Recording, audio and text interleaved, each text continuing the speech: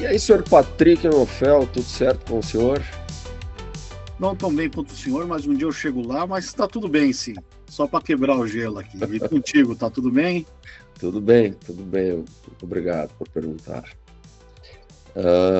Então, pessoal, começamos mais um episódio do Podcast, né? O nosso podcast cuja audiência, os entrevistados são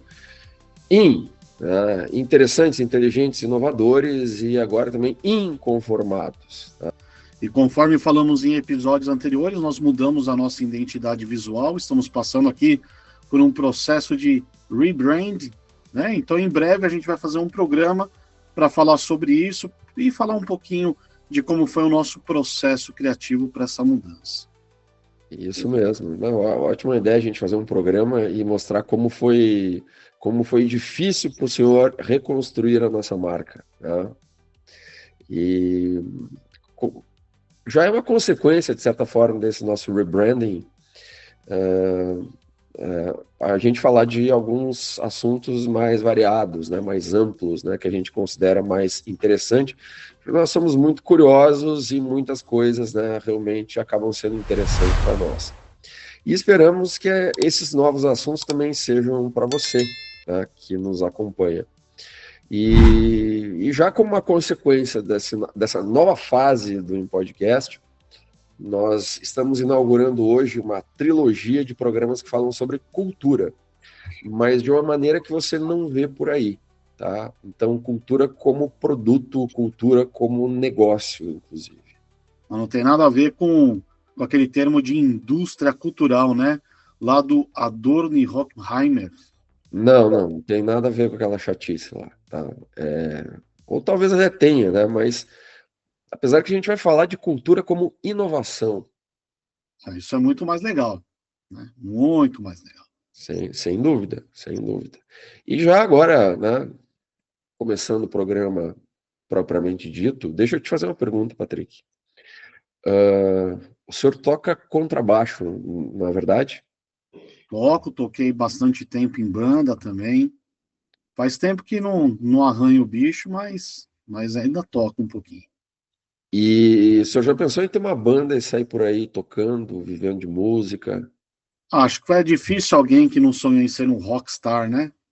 Ter a banda, tocar de noite, tocar em festa, tocar em barzinho, ir para um palco de um festival, né? Isso seria muito bacana.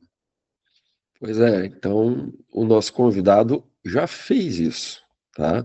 Isso e mais um monte de coisas relacionadas à música e à produção cultural. Então, por favor, Patrick, apresente o currículo do nosso entrevistado. Vamos lá, então. Ele é graduado em arquitetura pela UFSC, é músico, multi-instrumentista, compositor, arranjador e produtor cultural. Já fez parte de bandas importantes em SC como Pipodélica, Cassim e Barbária. Com essa última, inclusive, excursionou nos Estados Unidos e isso virou um DVD. Legal pra caramba isso aí. Foi um dos sócios da Célula Cultural Espaço Cultural de Florianópolis, que também teve uma incubadora para bandas. Foi um projeto contemplado pelo edital da Funarte. E em Lages, trabalhou na Fundação Cultural de Lages como coordenador de música, sendo responsável por projetos como o Palco Aberto Marajoara, onde bandas participavam de encontros, organizavam e produziam o próprio show.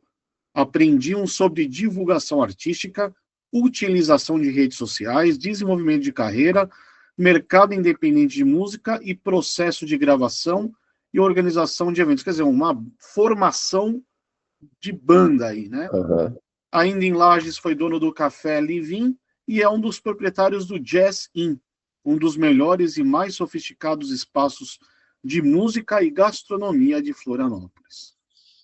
Então, senhoras e senhores, é com muita honra que recebemos no Podcast esse cara que é em tudo. Né? Inclusive, ele é pai de uma campeã internacional de taekwondo, né? Pan-americana, campeã pan-americana de taekwondo. Talvez ele só não seja muito né? E não goste do nome internacional, porque assim como eu, ele é gremista. Né? Então, de qualquer maneira, né, estamos aqui com o meu amigo Eduardo Vicari, que ele não responde por esse nome, mas sim pelo seu apelido. Então, com vocês, senhoras e senhores, o nosso grande Chuchu. Ah, Obri- então, salva de Obrigado, palmas. pessoal. Muito obrigado, muito obrigado. Que apresentação. Aquelas coisas da idade, né? Começa a falar em tudo que a gente faz, e aí tu vai lembrando, pois é, putz, eu fiz isso, eu fiz isso, eu fiz isso. Aí denota que a gente tá realmente. Tô falando por mim, tá, rapaz? Que a gente tá. Tô ficando velho, né? Então eu fiz muitas dessas coisas que foram muito importantes para minha formação pessoal, não digo só profissional, mas eu acho que acaba moldando também o nosso caráter e outros aspectos da vida pessoal. E hoje em dia, e é normal que seja assim, as pessoas elas vão migrando um pouco suas atividades.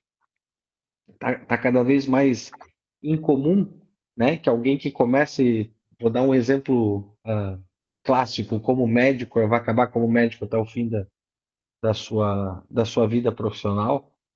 E eu acho que eu sou um daqueles exemplos.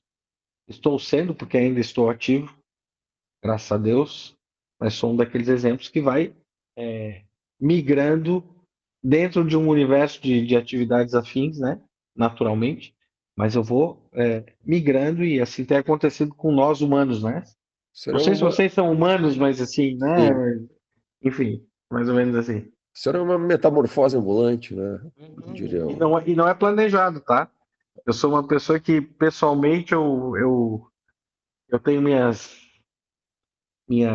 características, assim, de ser alguém mais recluso, tal, mas a vida social e a vida profissional acabam levando a gente para isso e da mesma maneira também eu tento aproveitar cada minuto, cada momento que eu participo.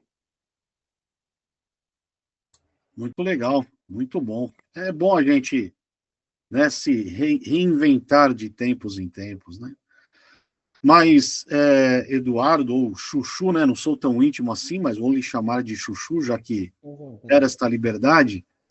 A gente gosta de começar com uma pergunta aqui quando a gente traz um convidado. A gente pede que ele, de uma forma resumida, conte um pouquinho sobre a carreira, né? Já que você se reinventou, né? Foi essa metamorfose, como disse o querido Giovanni, né? Como que você foi de arquiteto a músico e a empresário? Normalmente, o músico ele não começa a ser músico já numa idade mais avançada, porque é natural que ele se desperte, né? Todo mundo que tem alguma tendência artística desperte para isso um pouco mais jovem. A maioria das pessoas é assim, eu também. Então, na verdade, eu comecei a tocar bem mais cedo do que a época que eu fui à faculdade. Estava na escola ainda e sempre gostei muito de música, naturalmente. Então comecei a minha atividade musical ainda antes de entrar na faculdade, né? Quando tinha uns 15 anos mais ou menos. As primeiras bandas e assim por diante. Quando eu entrei na faculdade, a faculdade de arquitetura aqui da UFSC, ela nos dava na época aquela liberdade a mais do que outras graduações talvez não tivessem, até pelas características também artísticas, da gente desenvolver algumas outras coisas lá dentro, né? Quer seja no ambiente físico da escola ou mesmo desenvolver projetos que não fossem propriamente físicos, né? E a minha trajetória continuou lá dessa maneira. Então, tinha os eventos lá que a gente fazia na escola e eu, de alguma maneira, participava ou ajudava a organizar, porque sempre alguém tem que organizar, né? Tem isso. E a coisa foi transcorrendo assim, fui estudando arquitetura e tal. Quando eu acabei de estudar arquitetura, eu estava começando a participar de uma outra banda que tinha aspirações de fazer música autoral, que foi sempre mais ou menos a minha inclinação. E aí, com essa banda, comecei a me dedicar um pouco mais, porque as coisas ao natural parece que elas simplesmente caem do céu. Não é assim que eu gostaria de passar isso para os jovens, porque não é assim que funciona. Mas as coisas foram acontecendo com um pouco mais de solidez, digamos assim. E em paralelo, lidava com a minha vida de arquiteto e com a qual eu fazia uma atividade muito peculiar, que não é comum para arquiteto. O arquiteto normalmente é alguém que projeta espaços e acaba voltado mais para a veia artística até. E a minha atividade de arquiteto era uma atividade extremamente técnica. Eu fazia, que normalmente são engenheiros que fazem, mas a gente tem atribuição para fazer também. Eu fazia laudo técnico. Eu fiz Olha muito só. laudo pericial, laudo de ação demolitória, na época que eu trabalhei na prefeitura de Florianópolis. Eu fazia as duas coisas em paralelo, era meio como uma vida dupla, né? E conciliava assim com alguma tranquilidade. E as coisas foram se desenvolvendo. Já tinha passado. Nessa época eu estava tocando muito, estavam começando a surgir os festivais independentes no Brasil, assim, com mais força. Isso é início dos anos 2000, primeira metade da primeira década ali. Estava começando a surgir, então eu participei muito ativamente dessa. Eu vi muito de perto e ajudei a construir também, humildemente, na parte que me cabe, algumas dessas situações embrionárias dos festivais e do desenvolvimento do que depois acabou virando um circuito, né? Circuito de festivais independentes brasileiros, os selos independentes. Cabe lembrar que na época lá, entrada dos anos 2000, havia uma bandeira muito forte dos independentes que estava surgindo. Por quê? Porque na época tu tinha que ser ligado a uma gravadora para conseguir Aham. gravar um disco e tudo mais. E as gravadoras, naturalmente, especialmente naquela época, eram muito fechadas, né? Então começou esse movimento de independente, de cultura, de música e cultura independente que eu participei bastante e naturalmente com isso já viajava para tocar e também porque acho que o trabalho artístico que eu fazia na época tinha alguma relevância. Eu quero acreditar que era por isso também que viajava, não pela parte estrutural. Então, convivi muito ativamente com isso até por volta de 2007, 2008, também na parte de estruturação de cadeia produtiva, ou aquilo que eu via como estruturação de cadeia produtiva. Aham. E passando esse tempo, me lancei com outro trabalho que para mim foi um dos mais relevantes artisticamente falando, que foi o Cassim Barbari, e com esse eu tive a oportunidade de gravar um disco por um selo americano, excursionar pelos Estados Unidos, tocar na época no South by Southwest, que era um evento mais voltado para música do que para novidades, como ele é hoje, né, e tendência, muito embora já houvesse essa verve. Então, consegui tocar no South by Southwest em 2009, eu acho, ou 10. E daí a gente enxergar com outros olhos como é que funciona o mercado americano dos independentes, né? Aham. Que já era o nosso já estava amadurecendo, mas o deles era na época bem mais maduro, porque eles têm uma longa cultura das rádios universitárias americanas que são muito poderosas para isso, né? Para lançar novos artistas e tudo mais. Então eu consegui de alguma maneira olhar isso nesse período que estive lá e fui para o Canadá para tocar também. Depois voltei para tocar em dois eventos importantes no Canadá e naturalmente isso reverberava aqui no Brasil também, digamos assim, nesse circuito, né, que era um circuito independente e que aí as pessoas nesse momento já conseguiam olhar como cultura de nicho, né? Porque Aham. aí tu vê do início dos anos 2000 até, eu estou falando aí de 2009, 2010, já a coisa já evoluiu um pouco ou já caminhou um pouco para que as pessoas começassem a entender qual era o momento que elas estavam ali, né? E qual é o momento que esses mercados que estavam incipientes ainda estavam atravessando. Então, nesse momento, já existia um circuito um pouco mais estruturado de independente aqui, muito, muito, e ainda eu vejo, apoiado em iniciativas governamentais, Aham. que é sempre um tema controverso, né? Sim.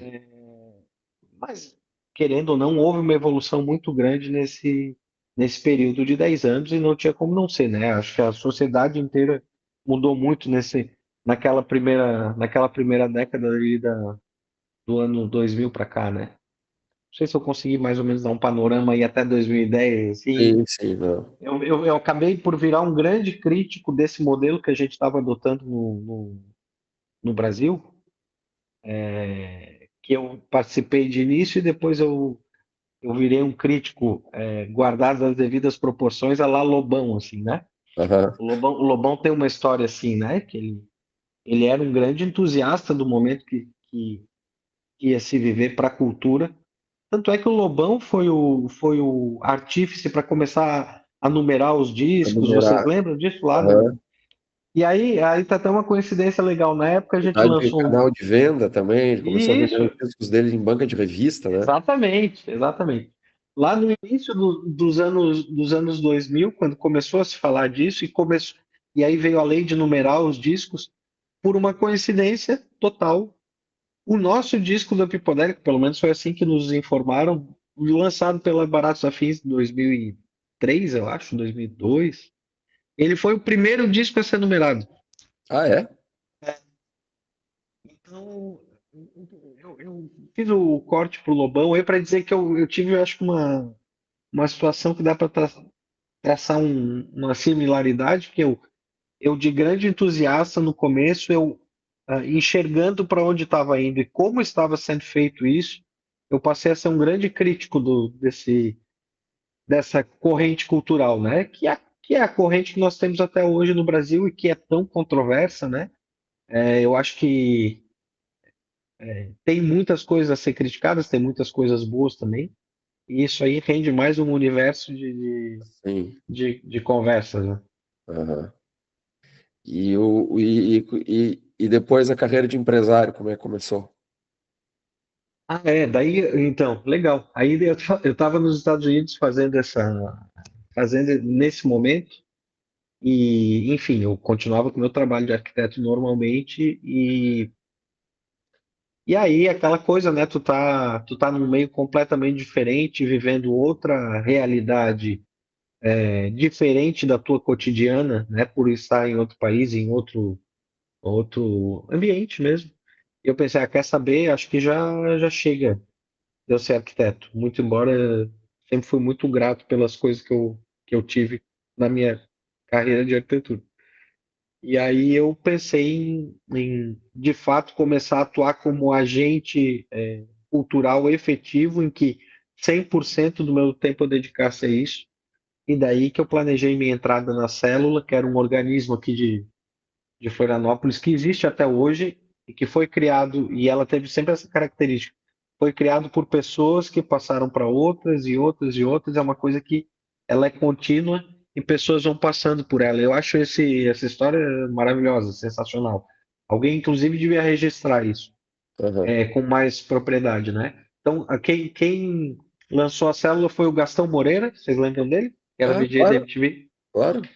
Ele criou a célula junto com outros artistas locais aqui, Quando ele tinha mudado para Florianópolis. quando ele mudou para Floripa, Tá. exatamente. Isso foi em 2009 também, tá? O Gastão criou a célula, era um espaço que não havia para que houvesse manifestações artísticas independentes, não existia nada assim em Floripa, era uma cidade muito diferente do que é hoje, né?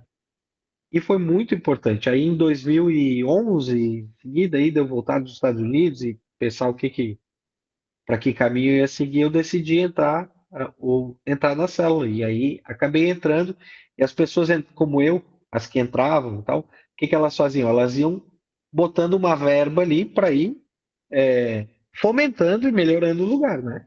Foi o que eu fiz também. Na época não existia uma política pública de fomento que fosse realmente eficaz, nem para espaços culturais, assim. Então, o normal era que pessoas da iniciativa privada, como eu era, tal, vamos entrar, vamos melhorar aqui, e tal, claro, visando o negócio, né? Visando que aquilo lá fosse lucrativo. E aí eu entrei em 2011, e fiquei até final de 2017. Eu já estava em Lages. Quando eu fui para Lages, eu estava na célula. Fiquei até final de 2017, um longo período. A célula ainda existe. Ela está hoje sob a direção, coordenação do Geraldo Borges, um cara que é um abnegado da cultura mesmo, aqui em Floripa. E ela existe e resiste lá, fazendo música e o que eles conseguirem fazer lá, eles fazem. Muito Essa, bacana. essa aí essa aí tu não conhecia, né, Giovanni, essa história aí? Conhecia em partes, em partes. Eu não Ah, sabia que era eu não sabia que era o Gastão que tinha começado isso. assim começou. É muito Grande Gastão Moreira, do Casa Gastão. Agora ele tem o canal dele, né? Muito legal. Legal pra caramba o canal dele, né? Pra É. quem gosta de música como nós, meu Deus do céu. Você E conheceu esse, muito desses caras, né, Chuchu? Você conheceu boa parte assim desse pessoal da MTV, do cenário indie, no Brasil inteiro, né?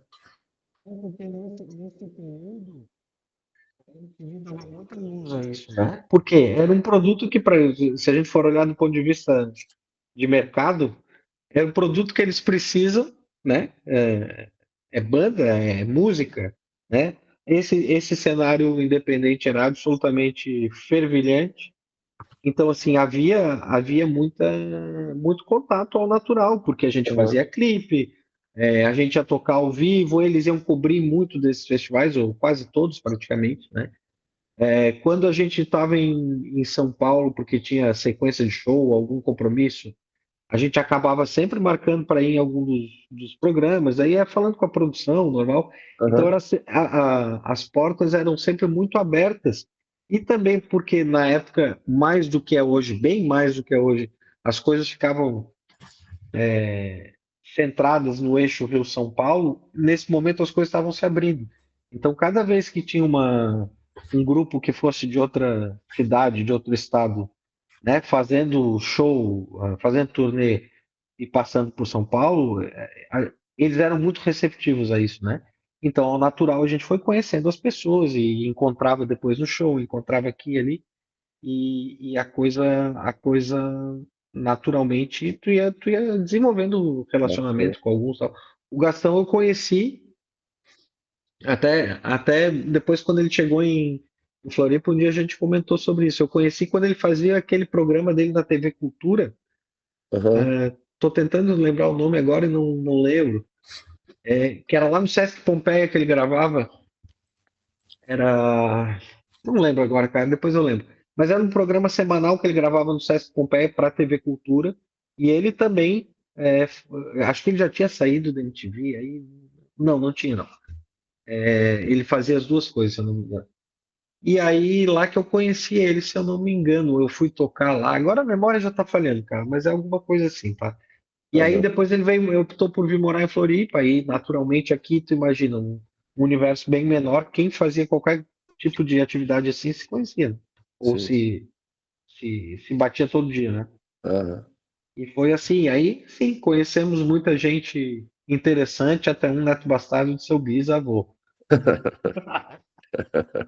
Na MTV ele apresentava o Fúria Metal, e se não me engano, o nome na TV Cultura era Musicaus. Isso aí. Isso aí. Eu lembro que era alguma coisa com caos. É. Tiveram oportunidade de ir lá assistir, porque era aberto para as pessoas poderem assistir. E a produção era totalmente caótica, mas era legal. E aí ele acabava misturando outros quadros artísticos no programa. Então tinha alguém que ia lá fazer uma live painting e tal, e era um negócio meio doido mesmo. Isso aí, pô, resgatou grande parte da minha adolescência aí foi em contato com esse tipo de programa, né? Ainda mais metaleirinho que eu sou, né? Gostava muito do isso aí, do metal. Mas, Chuchu, você falou, né? Você falou um pouquinho da tua história e você fez parte, então, não sei se você fez parte de mais bandas, né? Mas você citou a Pipodélica e a Cassim Barbária, que a gente até falou no comecinho também, né? Qual você diria que foi o maior desafio no início, quando as bandas ainda estavam buscando seu espaço? Era exatamente quebrar essa barreira de não ser do eixo Rio-São Paulo, portanto, tu não ser acessível à mídia que acabaria divulgando teus discos. Então a gente esperava ansiosamente para ver se um crítico da Folha, do Globo, fosse resenhar o nosso disco. Não se tinha assessoria de comunicação. Eu fazia assessoria de comunicação e aprendi muito com isso. Eu, Aham, por exemplo, aprendi a fazer release, né? Para poder mandar para a imprensa. Então, cada EP que a gente lançava, até esse disco da Baratos Afins, que daí havia uma assessoria de comunicação para isso, eu que fazia o release, eu entrava em contato, ou tentava entrar em contato com os críticos musicais. Na época existia isso nos jornais e nas publicações, né, os críticos de arte e de música. E eu me lembro muito bem qual que era a minha abordagem. A minha abordagem, eu descobri um e-mail, mandava um e-mail dizendo: Ó, sou fulano de tal, banda tal, essa banda é de Florianópolis, estou lançando um disco assim, assim, assim, as influências, blá, blá, blá, blá, blá. Eu gostaria de saber se eu posso mandar para ti uma cópia, e agradeço desde já. Normalmente as pessoas respondiam. aham, Normalmente respondiam. E aí, dá-lhe mandar cópia. E normalmente publicavam as críticas ou as resenhas, tá? Isso é uma coisa muito legal, porque mesmo hoje em dia que isso é muito mais, entre aspas, fácil, o que o pessoal que está nativo hoje em dia diz é que na verdade é muito mais difícil. Não uhum, existe mais tanta crítica musical aham, e que tu não consegue ter acesso às pessoas, né? E na época, naquele momento, a gente conseguia, de alguma maneira, talvez por estar abordando corretamente, a gente conseguia ter acesso e também não diminuindo, até porque não é mérito só meu, talvez também por ter mérito artístico, né? aham, E daí, obviamente, isso gera uma. Então as coisas me pareciam que era um momento específico para tu fazer aquilo. Depois a cadeia toda foi se estruturando também, e aí começaram os selos terem assessoria de comunicação, né? Esses pequenos circuitos e festivais terem a própria assessoria de comunicação. Alguns produtores começaram a fazer produtoras que daí trabalhavam com um cast de bandas e aí tinha sua própria assessoria de comunicação. Eu acho que o artista foi se afastando um pouco desses processos, né, que são estruturais, eu diria, né, da aham, sua própria carreira, né? E eu vejo como uma oportunidade de ter feito quase todos os processos. Daí que eu acho que eu fiquei capacitado. Tu vê, eu vinha de uma escola de arquitetura que a gente produzia os shows, né? Lá na escola de arquitetura e tal. Depois eu fazia os releases e eu mandava os releases. Tinha que tocar ao vivo, eu que ia tocar. Tinha que negociar cachê, negociar quando havia cachê, né? Negociar produção, eu que negociava. Aí depois tivemos um produtor e assim por diante. Mas então tive a oportunidade de fazer tudo isso. E sei das dificuldades de cada um dos processos, ou pelo menos naquela época, né? Hoje já não estou mais tão por dentro assim. aham, Hoje as atribuições estão mais divididas, né? sim, Então, para mim foi muito valioso. Eu acho que eu tirei muito proveito disso para minha vida profissional mesmo, depois quando eu virei empresário, né? Por poder entender o processo inteiro das coisas e ter a capacidade de fazer muitas coisas ou, como as coisas são hoje, supervisionar, né? aham. Basicamente é isso que eu faço hoje, eu supervisiono processo, né? Isso que você acabou de falar, eu vi uma palestra com o nosso querido Tedi Correia, do Nenhum de Nós, falando Sim. exatamente isso, né? Ele dá uma palestra onde ele compara uma banda a uma empresa, né? E aí ele, justamente para essa palestra dele ecoar no universo corporativo, ele tem uma banda, sei lá, Nenhum de Nós deve ter o quê? Uns 40 anos de carreira já, por aí, né? Certamente, E então é o que você, né, que você acabou de falar, né? Que você acabou, de certa forma, virando empresário enquanto músico, né? isso. Então, como você já passou pelas duas coisas, ou passa ainda pelas duas coisas, quais seriam as principais semelhanças e diferenças entre uma banda e uma empresa? E antes de responder, só para colocar pimenta aí no negócio, onde dá mais briga? Dá mais briga numa banda. A banda ela tem características que são muito, muito únicas, porque ela tem que ter esse lado empresarial, obviamente, e, e ao mesmo tempo ela tem um conjunto de uma dinâmica de relações que é quase que é familiar praticamente, mesmo que tu não seja da tua família. E às Aham. vezes ela é mais do que isso, ela é quase como um casamento, assim, né? E com muitas das variáveis que tem um casamento. Então, a, a depender de um determinado ponto que tu tá, claro que tu pode parar tudo na mesma hora e fazer outra coisa, mas às vezes não dá, tem compromisso assumido. Às vezes tu pesa, né, tu pesa as coisas para ver se é conveniente ou não quebrar alguns pratos. Mas por causa da complexidade, eu acho que a banda é mais complexa, porque ela tem mais variáveis do que uma empresa. Não que a empresa não seja, né? A empresa é muito complexa também, mas acho que a banda tem esses fatores pessoais, eles são bem mais fortes do que numa empresa, ou numa empresa, não vou dizer que deve ser, né? Mas que na maioria das empresas é. Muito Aham. bom. Interessante, bem Responde a legal. pergunta. Respondeu. Sim, sim. A turnê pelos Estados Unidos com a Cassim e Barbária se tornou um DVD, né? Inclusive este aqui, que o senhor me deu de presente, tá? Como é que foi organizar isso, cara, né? Porque, como você bem falou, vocês eram uma banda de Florianópolis, numa época que Florianópolis não estava no mapa, né? Vocês deram um jeito de aparecer pro mapa do Brasil. Então, como é que foi organizar essa turnê nos Estados Unidos? Que de mais legal vocês aprenderam com essa experiência? E, enfim, estou colocando várias perguntas em uma, né? E também qual foi a diferença de tocar para o público americano? Qual que é a diferença também entre público brasileiro e americano? Eu tive essa experiência de tocar nos Estados Unidos e no Canadá já faz tempo. Eu não sei exatamente como é hoje. Quer dizer, a gente Aham. ouve relatos, mas eu vou falar da minha experiência na época e dos impactos que eu tive. Quando a gente fez o Cassim e Barbária, eu tinha saído fazia pouco tempo porque a gente tinha acabado o Pipodelli, que era uma banda com alguma relevância aqui no Brasil, no meio independente. Bastante, Então, bastante relevância. mas tinha alguma. Então, por exemplo, se eu avisasse para as pessoas que a gente ia fazer alguma coisa, ou que eu ia gravar eu cheguei a gravar um EP solo entre uma coisa e outra, pô, Ah, é? legal, as pessoas me Eu ouviam. não sabia. Isso eu não É, sabia. é que eu esqueço também, mas eu lancei um EP solo.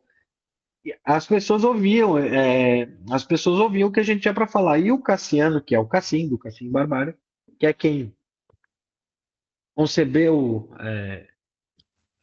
Vamos lá. E fez o conceito básico do início da banda também era um cara que tinha essa relevância, talvez mais do que eu, por exemplo, e porque ele era de uma outra banda de Curitiba, ele é de Curitiba, que era o Bad Folks, e antes disso ele foi do Magog, que foi daquele selo do Miranda e dos Titãs, que era o Banguela. Vocês Aham. lembram disso? Sim, sim. Então o Cassiano era alguém que tinha ainda mais estrada do que eu. E em Curitiba, ele era uma referência muito forte, porque era jornalista e crítico musical e tal, e também tinha essa atuação artística que era bem relevante para aquele momento que a gente estava. Então, quando a gente disse, ó, estamos fazendo uma banda assim, assim, assado, comigo, com o Zimmer tocava na primeira formação do Cassim Barbados, o Zimmer era dos Amber Visions, que era uma banda que também Aham. circulava o Brasil afora, Aham. e o Zimmer é uma figura extremamente peculiar, então era um cara assim que onde ele vai a rodinha é atrás. E o Cassiano, tal, naturalmente, das pessoas que eram vértices do mercado independente, isso chamava atenção. Ficou, entre aspas, muito fácil para a gente lançar a banda, né? Aham. Não é fácil, mas a gente conseguiu de cara já fazer muitas coisas que, se fosse iniciante naquele momento, não conseguiria.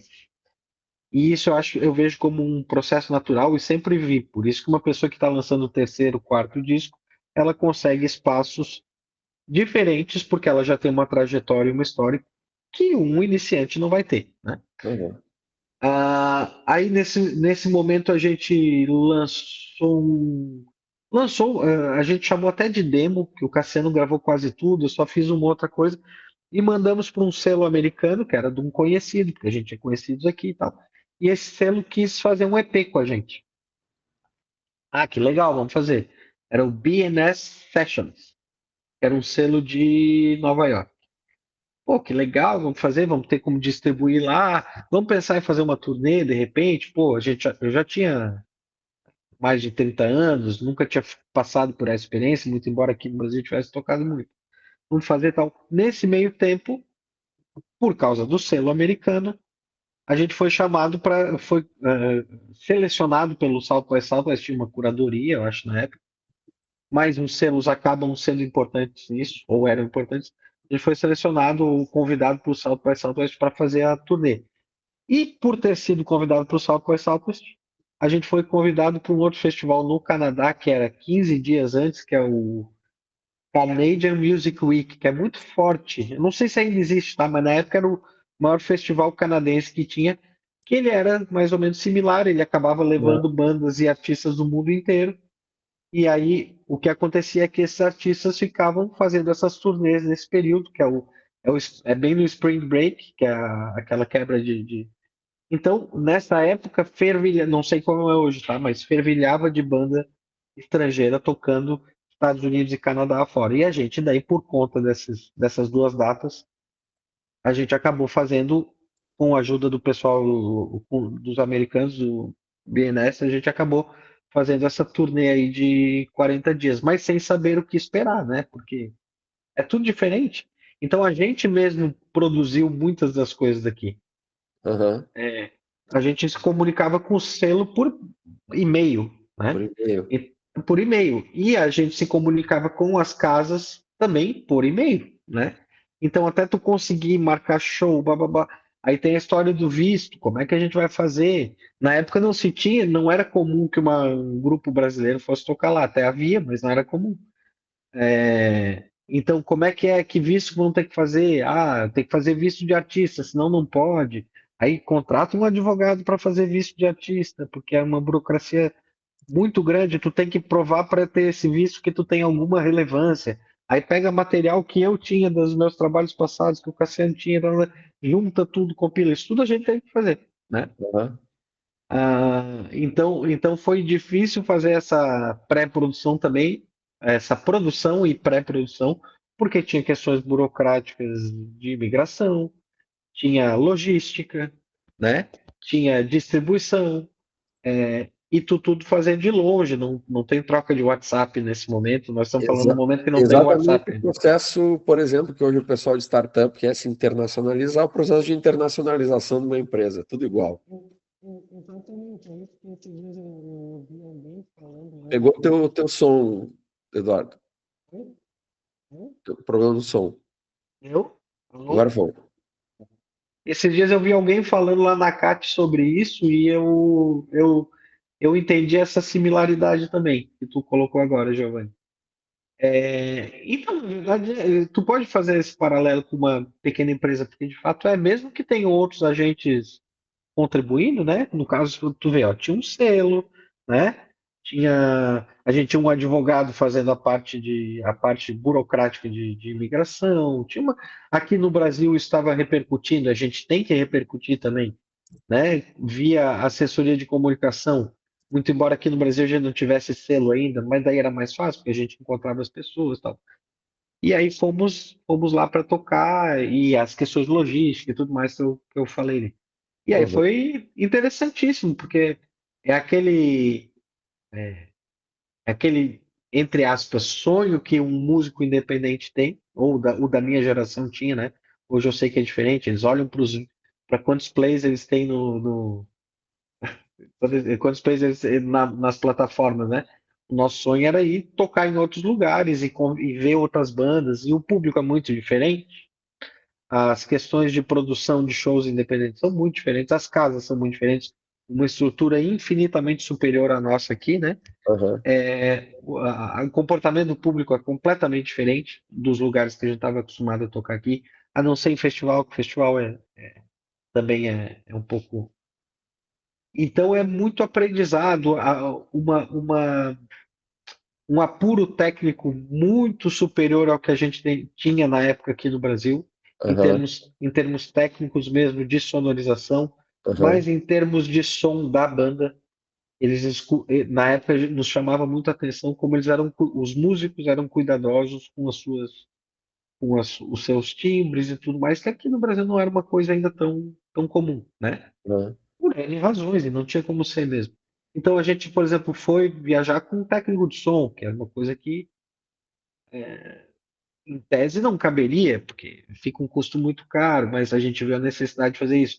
Nessa formação a gente tinha duas baterias. Outra coisa que eles têm lá, que aqui no Brasil não se tinha, né? Eu estou falando de show independente, tá? Não estou nem falando de festival. Tu imagina show independente no Brasil em 2008, 2010, sei lá. Tu vai tocar num lugar, toca a banda tal, depois toca a banda tal, nós vamos compartilhar amplificador, quem é que leva esse, quem é que leva aquele, tal, não sei o quê. Lá não, lá cada um leva seu backline inteiro, momento. que é o equipamento de palco, né, para Aham, quem não sabe, inclusive a bateria, leva o backline inteiro, passa com o teu técnico, tira o teu backline inteiro, monta o backline da outra banda e assim por diante, cada um faz aham, a sua. Isso aí é uma coisa impressionante pra gente, né? Mesmo a gente que era velho já, né? Então a gente aprendeu muito com isso também, em como fazer as transições, como respeitar os horários, coisa que no Brasil até hoje não se respeita, né? sim. Os músicos têm extrema dificuldade aqui no Brasil de Aham, respeitar o horário e todo mundo que está envolvido na cadeia, né? E lá não tem outra alternativa. Como os horários eram muito mais definidos e muito mais cedo do que era no Brasil naquele momento. Hoje no Brasil é mais cedo também. Mas na época começava um show às 7 da noite e até às 10 da noite. E a vida segue depois, né? Cada um no outro dia as pessoas vão trabalhar, enfim, vão seguir viagem, como a gente estava seguindo. Assim por diante. Então eram muitas diferenças que nos chamaram muito a atenção e ter a oportunidade de ter esse aprendizado nessa época da vida, né? Já passado aham, dos 30 um pouco. E aí tu vê, opa, peraí, como é que eu vou puxar isso para minha vida? Quais são os aprendizados que eu vou tirar, né? O respeito dos músicos lá pela música do coleguinha que estava tocando era uma coisa que também não tinha paralelo aqui no Brasil. Aqui oh, e aí, tudo bem, meu? Vou tomar uma cerveja contigo, mas tu não tá nem vendo a banda do cara. aham, E lá não que eles tenham, que eles se obriguem a ver a banda do cara por respeito, mas é porque eles querem ouvir a música, porque aquilo vai trazer alguma coisa. Essas foram as características que mais me impressionaram na época. E depois, é óbvio, a gente acabou vendo que aqui também começou a evoluir isso. Aí, em seguida, eu entrei na célula, quis trazer um pouco do que eu tinha visto lá para as coisas da célula, né? Então, assim que eu entrei, a gente fez estudo. Como a célula é um complexo físico muito grande, só que só uma parte dela era aproveitada. Eu botei dois estúdios de ensaio lá, que era uma coisa que não existia, para movimentar nos outros dias. Aí depois a gente construiu uma pista não chama pista, tá? Mas é um outro nome. Mas a gente construiu um piso adequado para dança, para fazer oficinas de dança. Aí fomos transformando aquilo num espaço mais multicultural mesmo, né? Não foi aham, só por mim, obviamente as outras pessoas estavam lá, né? E a gente foi aos poucos transformando a cela num centro de cultura propriamente, né? Que não era, antes era um palco para shows e era isso aí. Então, é, começou-se a ter movimento de segunda a segunda na cela, com ensaio de banda, com aula de dança e assim por diante. Eu já estou na cela, nem sei se eu já devia estar nesse momento aí ou se nós estamos demorando demais, né? Mas o que eu quero dizer com isso é que eu acho que eu trouxe bastante coisa que eu vi que poderia ser adaptado de lá para cá para aquele momento que eu estava vivendo, né? Verdade, muito, muito aprendizado, né, Chuchu? Exatamente. Quem quer aprender sempre aprende, né? Não, tem que aproveitar. E me fala uma coisa, algo que me chamou a atenção quando a gente estava falando do seu currículo ali foi a questão da aceleradora de bandas, né? Uma ideia fantástica, muito inovadora, muito interessante, né? O mercado, na época que você começou a fazer isso, estava preparado para esse tipo de inovação? E o que falta para um negócio como esse voltar hoje? Valeria a pena? Né? O que você acha disso? Eu acho que, olhando para a época, acho que não estava. Acho que foi um pouco precipitado, pelo menos onde eu estava, que era Florianópolis, né? Aham, Já havia alguns movimentos assim, até no Brasil, já tinha algo que me deixava absolutamente fascinado, que era a Red Bull Academy, eu não sei se vocês conheceram, que era um projeto, eu acho que é Academy, tá? Eu não lembro exatamente se era esse o nome, tá?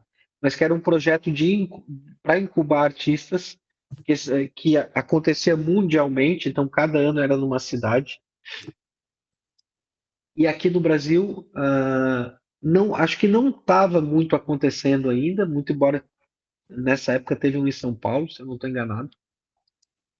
Só que nos Estados Unidos, por acompanhar o South by Southwest, sobretudo, e também o Canadian Music Week, aham, eu vi que os outros países, porque tinha um pavilhão lá que era um pavilhão que os próprios governos dos países faziam os estandes para mostrar a música do seu país, para eventualmente fazer intercâmbio, facilitar intercâmbio e assim por diante.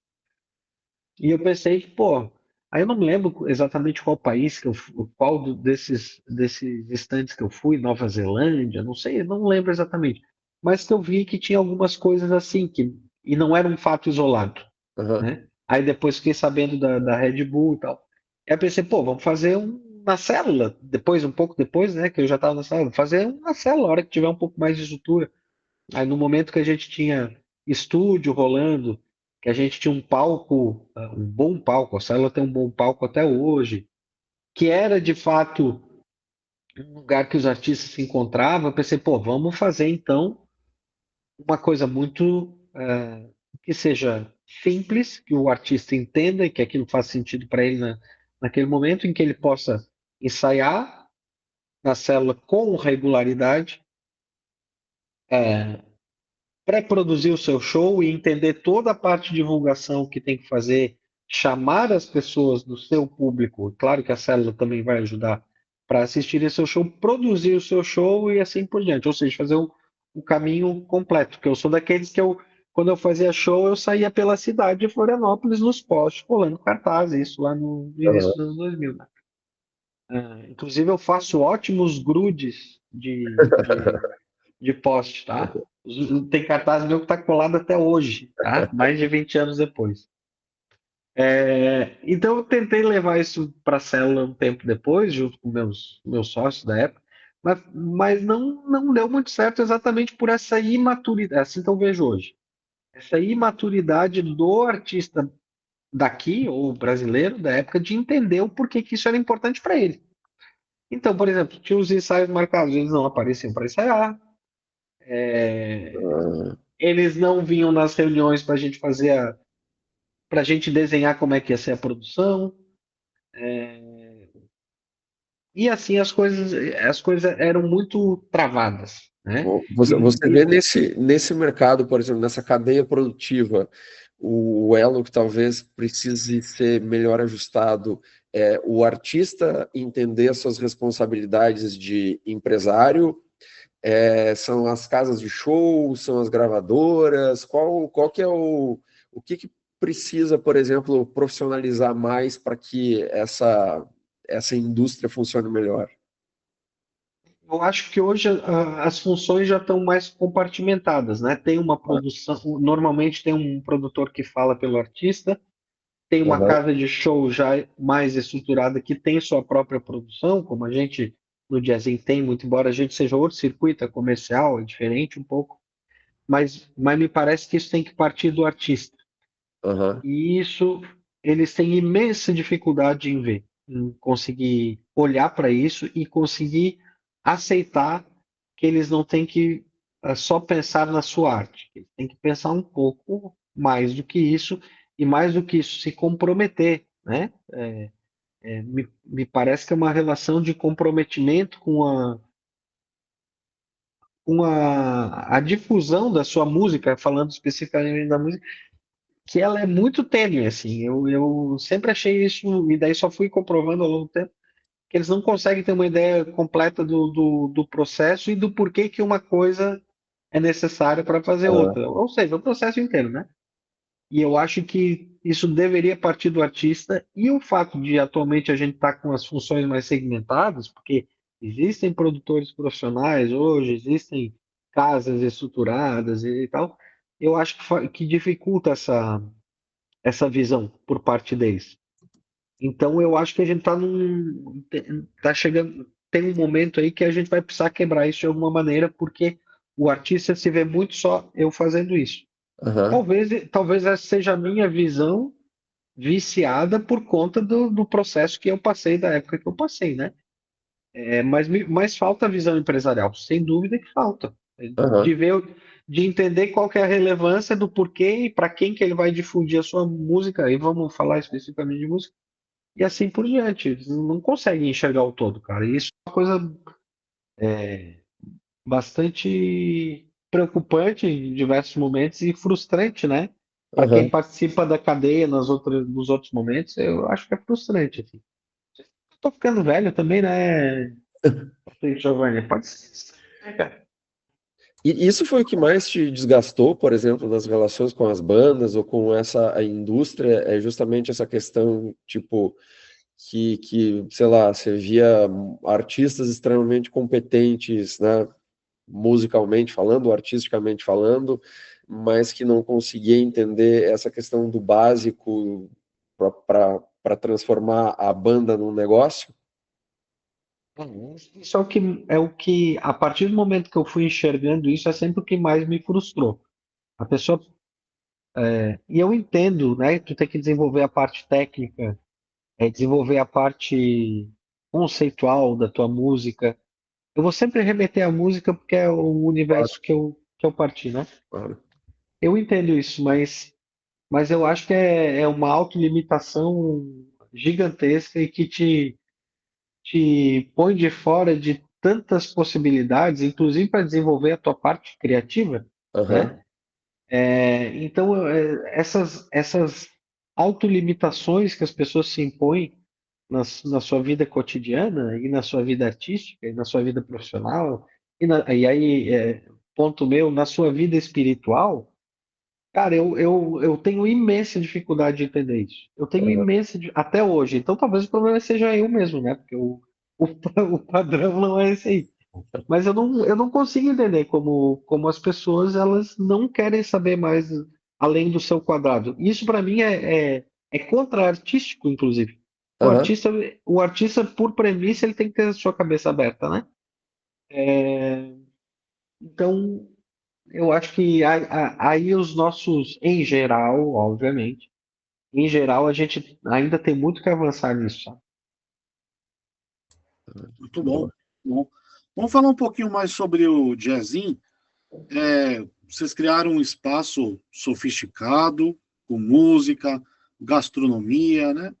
Como vocês conseguem se destacar, então, em um mercado que é tão competitivo? E qual é o segredo, então, para manter a qualidade e continuar a atrair um público que é exigente? Agora, né, no jazzinho você está completamente do outro lado do balcão, né? Contratando To- músicos, né? Totalmente, totalmente. E é outro circuito também, porque eu sou oriundo do circuito autoral, né? A minha Aham, vida inteira, mesmo quando eu estive na Fundação Cultural de Lages, né, e que eu estava do outro lado do balcão, como se diz, aham, eu olhei muito, eu tentei olhar muito naquilo que me cabia, e na época eu tive muita liberdade do Maurício, né, de Jesus para fazer isso. Eu aham, olhava muito para uma formação de artistas com essa visão e uma formação e uma difusão, né, do trabalho deles. E queria a maneira com que nós víamos ali na fundação era assim, tanto é que esse trabalho não ficou, até me desculpa entrar nessa parte da fundação, mas aqui ela vem um pouco antes do Jazzin, eu Ah, é acho que ela é verdade. super importante. E ali na fundação nós éramos poucas pessoas, muito poucas pessoas trabalhando nisso, e a gente tinha esse conceito não só para música, mas também na época surgiu aquele núcleo de cinema que está ativo até hoje, liderado pelo Armin e tal. Aham. Foi na época que nós estávamos ali. Era eu, o Grilo e o Testa fazendo isso, apoiados pelo Maurício. O Maurício nos dava a carta branca para fazer. E era sem nenhum dinheiro, porque a fundação não tinha, realmente não tinha nenhum dinheiro. Então a gente criou ali o a gente começou a sediar as reuniões do que era CAL, né? Coletivo Audiovisual Lajeano, e acho que era esse o nome, tá? Era tudo sediado ali. A gente chamava eles para irem para lá e começamos a fazer a mesma coisa com os músicos. A gente se encontrava semanalmente ali, dentro da fundação, lá naquele, não sei se é lá ainda, mas naquele salão que fica lá no final, que era o salão do júri antigamente. A gente fazia ali os encontros e dali fazer coisa, e dali fazer mostra, né? As mostras de cinema, aquela do cemitério, fui eu e o Armin que fizemos. Tu tava nessa aí, Giovanni?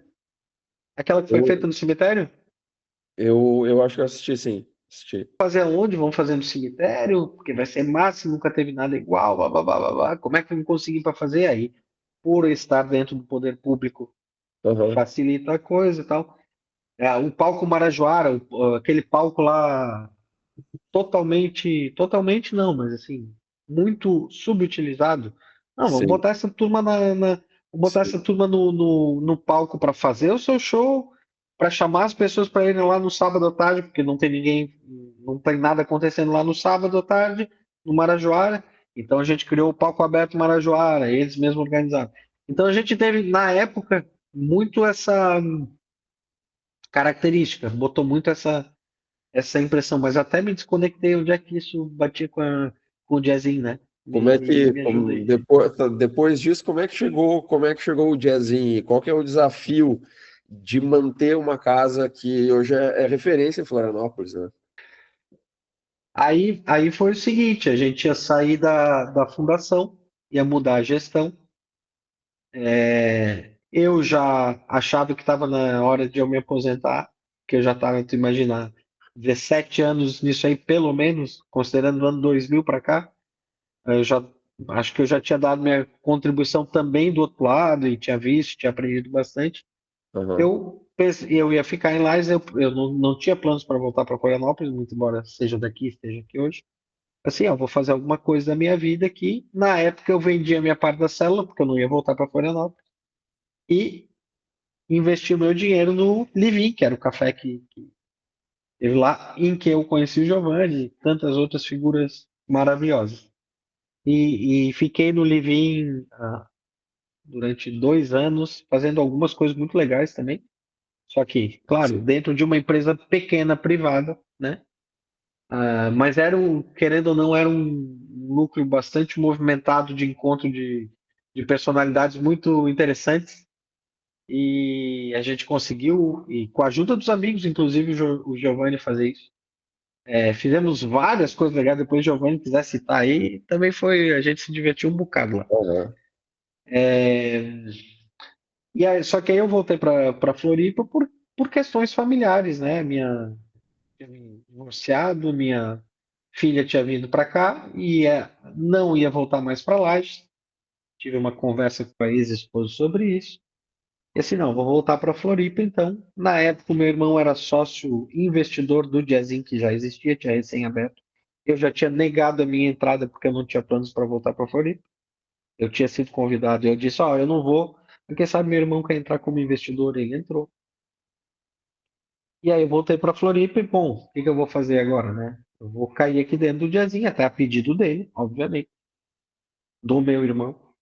E aí comecei a trabalhar, aí eu já tinha um background pequeno de gastronomia por conta desses 2 anos de Livim. É outra coisa completamente diferente, Aham. tá? Mas já tinha alguma base disso, de gestão, de empresa propriamente, né? Já tinha tido já tinha essa experiência de gestão de empresa de gastronomia, que é super complexa. E o jazzinho tinha essa característica de ter um palco, né, um palco muito bem frequentado e habitado por artistas daqui, artistas de fora. E aí fomos trabalhando isso comercialmente, mas é o que eu falo, é um outro circuito, é completamente diferente do autoral. A gente não faz música autoral lá, muito raramente, só em casos muito especiais. E aí é um outro circuito, mas quando eu volto para Florianópolis em 2017, a coisa já está completamente diferente.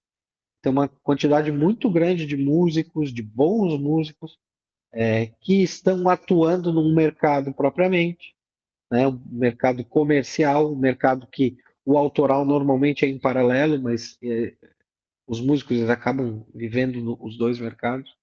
E uma estruturação muito mais desenvolvida, de bons palcos, boas estruturas. Aham. Só que ainda assim acho que tivemos a, a gente contribuiu muito para difundir a música como entretenimento para o dia a dia, que é isso que a gente faz hoje, né? Tu vai no Jazz hoje e tem outras casas assim. Nós temos hoje em Florianópolis a cultura das pessoas saírem para assistir um show. E eu não estou falando só o Bacana. público alternativo, que era o que eu fazia parte, Aham. mas o público de alto padrão, inclusive. Eu acho que a gente foi muito importante nisso também. Sim. Foi um vetor muito importante de criando essa cultura, criando esse hábito, né? E hoje a gente é lotado praticamente de quarta a sábado à noite. E ainda assim, às vezes tem outros shows também em outras noites. Mas são circuitos diferentes, em momentos diferentes, com dificuldades diferentes, né? Os músicos, eles, se normalmente eles já não são guiados na parte, na parte de estratégia de carreira pelo coração, no circuito comercial menos ainda, eles têm bastante dificuldade de entender também que eles estão numa cadeia ali que é maior do que só o umbigo deles. Aham. Temos grandes dificuldades com isso. Todos têm, não sou só eu, né? Todos os outros espaços têm. E tem suas próprias dificuldades e suas próprias facilidades, mas há um mercado, e isso, por outro lado, me deixa feliz, porque eu acho que eu também ajudei a criar um mercado, e eu sou uma pessoa que eu acredito e sempre acreditei em mercado. Eu acho que Aham. a gente até pode adentrar nisso aí, se vocês acharem que é conveniente, né? Onde eu me posiciono nisso, e eu disse que lá no início eu tinha uma visão, e depois eu fui vendo que estava indo para um lado que eu não concordava.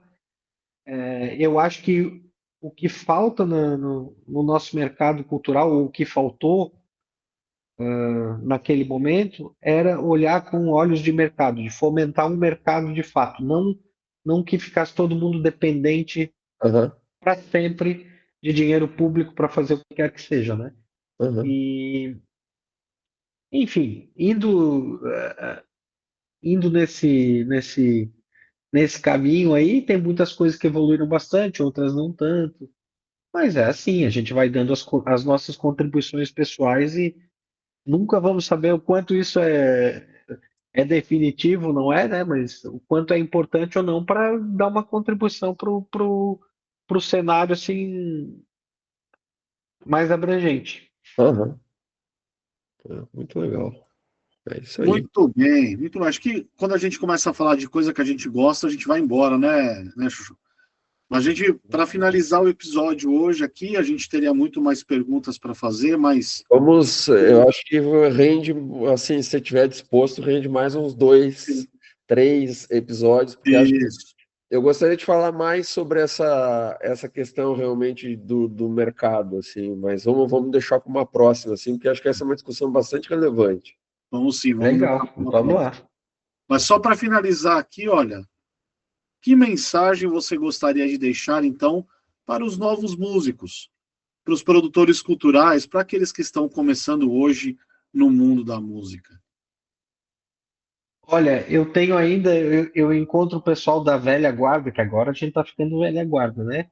Meus amigos de cinema, tem muito amigo meu que é cineasta e tal, e a gente acaba, sei lá, indo tomar café junto, ou se encontrando no fim de semana, para as filhas as filhas falarem. Eu tenho alguns amigos do cinema que são assim, e aí a gente almoça junto e tal. E me parece que eles também identificam que há algumas coisas aí que a gente tem que superar. Talvez sejam questões geracionais, né? Vejo muito mais por eles do que eu propriamente. Eu, por exemplo, acabo que eu nem lido mais com o artista propriamente. A gente tem uma produtora no Diazin que faz o agendamento, toda a produção e depois pós-produção, né? Eu só dou a diretriz, digamos assim, tá? E cuido da parte administrativa. Mas o que que eles me relatam? Porque eles ainda estão na ativa fazendo filmes e tudo mais. Que os profissionais que existem hoje, os mais novos, né, eles têm uma visão muito segmentada, que era aquilo que a gente estava falando, uma visão muito segmentada do a fazer deles, né? Aham. E que ela é extremamente rígida. Eles são muito rígidos, assim. Então, assim, eles têm ou não têm não tem interesse em saber, muitas vezes, ou tem dificuldade em compreender o processo todo. E a gente vê como muito valioso, porque, claro, a gente sempre vai olhar para a nossa história, né? A gente sempre vê como muito valioso aquilo que a trajetória que a gente fez. Então, assim, a gente vê a importância de participar de todos os processos, ou de entender todos os Processo. processos, né? Entender a cadeia como um todo, o A processo produtivo cadeia, como um a todo. cadeia inteira, e daí indo para o pessoal do cinema, fazendo um paralelo com o pessoal do cinema, o figurinista, a, a pré-produção, Aham. a produção de logística, fotografia, pós-produção, edição, blá, blá, blá, tudo aquilo, né? A continuidade, etc. E eu vi que isso é uma frustração geral do pessoal da minha geração com essa geração de agora. E que me parece fazer sentido. Eu falaria, respondendo objetivamente a tua pergunta, eu acho que aquilo que a gente conseguiu vivenciar em fazendo tudo isso, jogando em todas as posições, nos deu uma base muito forte para poder entender o processo. Entender o processo é muito importante também para tu buscar os recursos que hoje, né, são tão importantes para tu fazer coisas mais vultuosas, né, tu entender como é que faz um projeto, como é que tu vai captar esse projeto, como é que pode ser um projeto comercial ou um projeto até para algum próprio instrumento de fomento. Aham. E eu vejo que todo mundo se ressente muito disso, de todo mundo tá olhando para a sua parte e não olha para o todo. Eu diria que essa é uma experiência valiosíssima e que as pessoas, na verdade, que não conseguem fazer isso, ou não podem fazer isso, ou não querem fazer isso, provavelmente estão perdendo muito, porque isso pode fazer a diferença para tu conquistar determinadas situações, determinadas posições.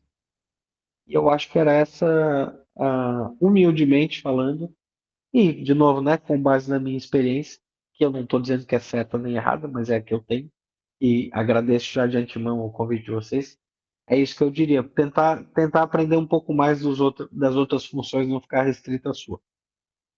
Ótimo, totalmente excelente, né? Totalmente alinhado com o nosso conceito também de inovação, né? Então a gente pode fazer inovação com absolutamente tudo, né? Inclusive a arte claro, a arte sempre foi ou deveria ser, né, inovadora por definição, né? Mas a questão de transformar a arte também é outra coisa. Até estou com um livrinho aqui do lado, assim, né, que é bem legal, que o primeiro Ó, capítulo diz assim, os artistas são empreendedores, e fala justamente dessa questão que você acabou de falar, né?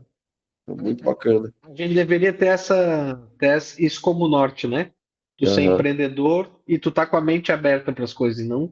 E no momento que tu tá olhando só pro teu, não tem como tu tá com a mente aberta. Esse é Aham. um outro viés da mesma conversa. Aqui né, o Andy Warhol falava que ele aprendia, ele se tornava um artista melhor quando ele aprendia a conversar com os caras de galeria, quando ele entrava no jogo mesmo, tá? Justamente, exato. Grande lembrança, porque eu já vi que aliás, ele falava muito disso, não era pouco, né? Aham. E essa aí foi uma boa pensada, Giovanni, para ilustrar o que a gente está falando aqui. Como é que ele disse? Fazer dinheiro é arte, trabalhar é arte e um bom negócio é a melhor das artes.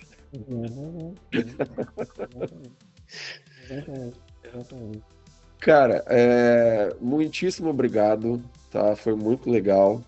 E, enfim, muito obrigado por ter aceito, muito obrigado pelo teu tempo, por dividir essas tuas experiências que são muito importantes aqui. Chuchu, muito obrigado. Grande abraço. Eu que agradeço aí, pessoal. Obrigado, Patrick. Grande presença, prazer em te conhecer, né? E vamos ter oportunidades aí de fazer outras conversas, ou aqui, ou nas mesas com, hoje em dia, um belo café, né? Mas nem sempre. Antes não era café, era na base da cerveja e do vinho mesmo. Mas com um belo café aí a gente tem a oportunidade de continuar e falar mais sobre isso. Muito obrigado, Chuchu. Foi um prazer tê-lo aqui, um prazer conhecê-lo. Fiquei curioso de conhecer o Jazzinho. Vamos lá. Então não se esqueçam de seguir o Chuchu nas redes sociais e também de seguir o Jazzinho no Instagram. Tem uma programação lá muito bacana, até revista, né, Chuchu? Tem revista. Legal, muito bom. Cara. E eu escrevo os textos da revista até hoje, tá? Viu? Aí, ó. Aí. Viu? Muito bem. E se você gostou desse papo, deixe sua curtida, inscreva-se no canal e ative o sininho para receber aqui lembretes dos próximos episódios do Renovado e Inconformado em Podcast. Um grande abraço e até o próximo episódio. Abraço, tchau. Tchau.